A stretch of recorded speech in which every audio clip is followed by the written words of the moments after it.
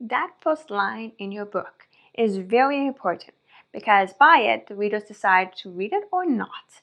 So how do you make sure you get that perfect first line? That's what we're going to talk about in this video. I'm Kelly Blanchard, the author of the Chronicles of Loic series.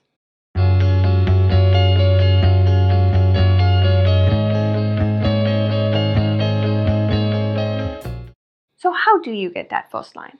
How do you make it that readers would really want to read the rest of your book? How do you do that? It's really difficult.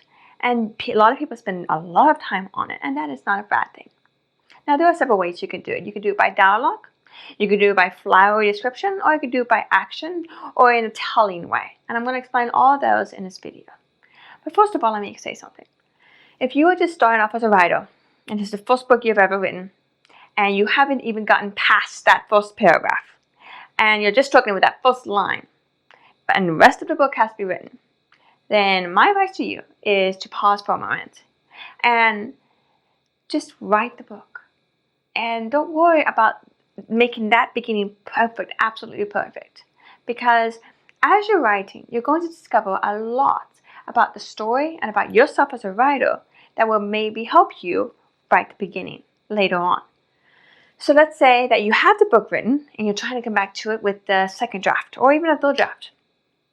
Okay, so the beginning is still a problem, but have you gone through the rest of the book, and are there any other issues that you need to fix that are really just out there? All right, so what you can do is go back to those issues, fix those first. Leave the beginning alone. It's okay right now. Just focus on fixing all the other issues until all you have left, the only thing you have to worry about fixing is that beginning. So what you're trying to do is isolate the problem. So isolate that problem. Because what happens while you're fixing up all this other stuff is that you could get a revelation sometime in your story. They're like, oh, this should be the perfect opening for that scene, for that way. Or I could have the characters do this or do that, and it'll be perfect because it kind of ties into all this. So you don't know that though unless you know the rest of the story. So now let's say you have that opening scene isolated and it's still troubling you. Now, you can do several things. You can still write it to the best of your ability, and if you're not happy with it, if you're self-publishing especially, you could send it to your editor and say, hey, here's my manuscript. I'm not very happy with the beginning. If you have any suggestions, I would be happy to hear it. And then the two of you can go back and forth, hammering out a good idea. Okay, that is something you can do if you're really struggling with it. But what else you can do is you can take that beginning and you can think about it. What is important about this? How should we really introduce this world? Now, like I said, you could do it by dialogue. You can have this character just say something, and that's the very first thing that the readers see at all in the story. Now, that works. It's a really good way to get the readers right into it, and because they're like, okay, who, what, when, where, why, how, So, but the thing about that is the readers don't know what situation they're in. They don't know what world they're in. They don't know who the characters are. They don't know who they should trust. They don't know what's going on. And that's a lot of uncertainties and questions. And if you don't answer those questions and establish some trust with the readers early on, then you might lose the readers. But having that anxiety for the readers and all those questions could be a good thing. It might be exactly what you want. So if that is, you can consider using dialogue as an opening.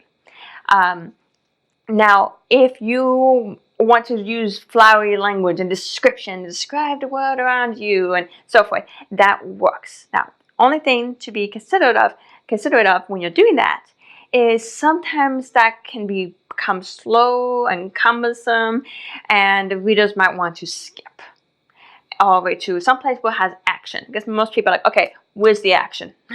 So that's something to consider. It's not bad.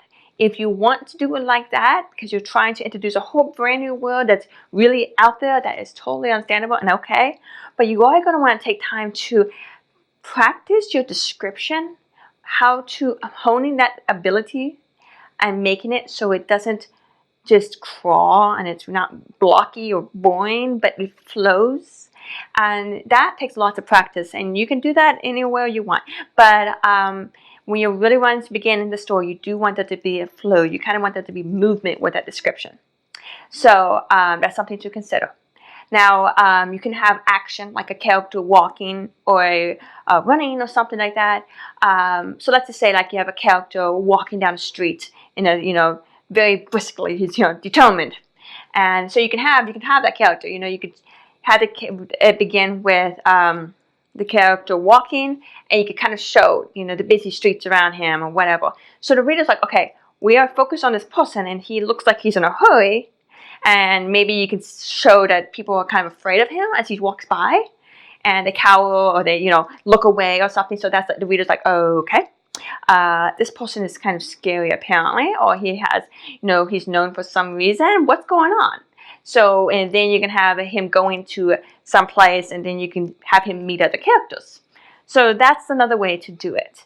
So, but like I said, it all depends. Now, there are other ways, like you can begin it in a telling manner, like Jimmy died and it was my fault. You can do that. That's telling because you're telling the reader Jimmy died and it was my fault, and so that's very telling. But the only issue with that is it limits you a lot to first person. Person is me, mine, I. Third person is he, she, it, they, Jimmy, or something like that. That's third person. So if you have a story in third person, you really don't want to begin the story like Jimmy died and it was my fault, because it was my fault is first person, and then shifting it to third person is kind of like wait, what? Now you can say Jimmy died and it was Kara's fault. You could say that, but it doesn't have the same ring to it. So and again, it's very telling, but it's showing. So that's kind of awkward, but it can work. A lot of people use those and it does work, but it works best with first person if you're going to do that. Another one is something like, it's more poetic phrases. It's kind of like in the Bible where it says, there's a time to die, there's time to live, there's time for war, there's time for peace. Okay, that right there could be like those kind of language is poetic.